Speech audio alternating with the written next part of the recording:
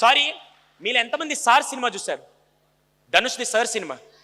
ఏమనుకోకండి, నేను కించపరుస్తూ ఎవరిని మాట్లాడలేదు. మనందా అదే వృత్తి కంటే అంతకంటే దీన వృత్తి నుంచి నాలాంటి వాళ్ళు వచ్చారు. ఒక క్వశ్చన్ అడుగుతా, ఏమనుకోకండి.